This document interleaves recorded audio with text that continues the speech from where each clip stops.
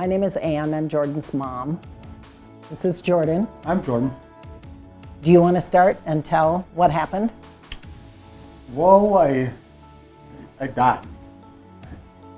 I got drunk and I hit and I died. And now I'm over here and now over here I got nothing and I'm not here. And then after this, we got her here and then over here. And then after this here, and I look in, and not over here, and now like over here, or just here, and this is anything. That's all I can. Okay, now I will help interpret that for you. Jordan has global aphasia and apraxia due to a traumatic brain injury. He had an accident on a snowmobile. He was not wearing a helmet. The story he just told is that he did die and he was brought back to life by the incredible paramedics. He was airlifted to a hospital. He was in a medically induced coma for about a week. He was in ICU for 2 weeks, then was in a neuroprogressive care unit for about another 10 days. Then via air ambulance, we were transferred to a specialty neurorehabilitation hospital who specializes in brain injuries and spinal cord injuries out of state. He was there doing rehab. He had a lot of physical injuries, broken bones, things like that, as well as the traumatic brain injury. So he spent 11 months at that hospital out of state doing rehab and getting the most incredible care ever. Then came back here, was in an inpatient transitional facility for 2.5 months. So all told, he was in medical care inpatient for 14 months. And then moved into a group home and then progressed and is now in an assisted living and lives quite independently but does need support. When he got back to Minnesota, I had been referred to the Functional Neurology Center. And I didn't know much about them. I looked up their website and then I called and got a conversation with Dr. Schmo. Explained to him what I knew at that time about the extent of Jordan's injuries. Hard to make a prognosis, definitely, but some ideas due to his injuries. And they were willing to see him, and it has changed Jordan's life significantly and therefore my life in such a good way. When he was being discharged from the hospital out of state, at that time he was pretty much wheelchair bound still. They were helping him learn to walk with a walker. It still required about 3 people assisting him, number one because of his size. And I had asked the doctor upon discharge if they thought Jordan would ever be able to walk independently with a walker. It's not very often that with a brain injury, that you hear a doctor say he will never or never. And if you do, find another doctor. He said he didn't believe that he would be able to due to balance issues from what he saw from Jordan's pictures and what he had seen in Jordan's 11 months in their facility. And I just took that information and put it in my pocket. In talking with Dr. Schmo, and after Dr. Schmo meeting Jordan, he could help us. He could definitely give us opportunities for improvement.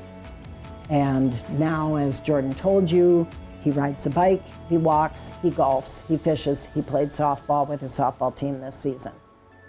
He runs on a treadmill, he works out in the gym lifting weights 3 times a week. He used to be a college football player, so being athletic and active is his lifestyle. That's why it was important for me to find somewhere that could support him becoming an active person again. Being in a wheelchair for almost 1.5 years and then using a walker for another 6 months was so hard to watch such a capable person have to learn how to do everything over again. But the support and the therapies that we found at Functional Neurology Center, he took off in leaps and bounds with his progress. But now how are you? I'm better. Yeah, it's so like hard, and I can't see. I'm like over here, and I can see, and I forgot. So like you gotta look. Yeah. It's like hard. Yeah. I just can't hear, but I know what they're doing, but I just can't see. Sometimes it's hard for Jordan to find the right words. When he says, I can't hear or I can't see, it usually means I can't talk or I can't think. I can't see, but I'm like, no, I just take myself. You I just tilt myself. Maybe you can't see, but I just myself. I can take myself. just do it yourself. Just everything, I take myself. I'm like, what are you doing? Well, I just take myself. See you bye. I just leave my seat. What? See you bye. Yeah. The staff at FNC, from the person you meet when you walk in the door to any other person you come in contact with as a staff member, they're cheering on the patients, they're supporting the families of the patients, but they're always looking for, okay, let's say one treatment, and I don't even want to use the words didn't work, but maybe it wasn't effective as we were hoping. Well, then let's try something else. And whenever I might bring up a concern, being a layman, you know, hey, this is what I've noticed, or something or another that I didn't know what it was or how to address it, they would typically have a response and a therapy, and I would say within a session or few, I would absolutely see improvement on that concern that I had no idea how to address. So the support, the knowledge, the skill of the staff here is as ongoing as the healing. And it just is always good and always getting better. Sort of my take or my way of dealing with this whole journey has been that there has to be a reason for this, and that us going through this, I feel that somehow it's going to help others. So if working with Jordan's case can help the staff here, doctors, learn so that they can better help other people, then that's why we're here, is how I feel. So it's been a gift, it really has. Painful, but nothing good ever came easy. So the support that the Functional Neurology Center has given us, and the hope. That's the word that was my mantra, was to just keep, the word hope was to keep me in check. And almost in every room or every space that you are in here, you will see that word hope. And that is truly their philosophy, is that there is hope, and hope in healing. Do you like the people here? Do you like the people that you work with here? Yeah, anything. Yeah. Well, handshakes and hugs is typically the way he greets everybody. And lots of thank yous. It was fun. We do say a lot of thank yous. I can help and see. Yeah. Yeah. So, I get a hug. I'd like to.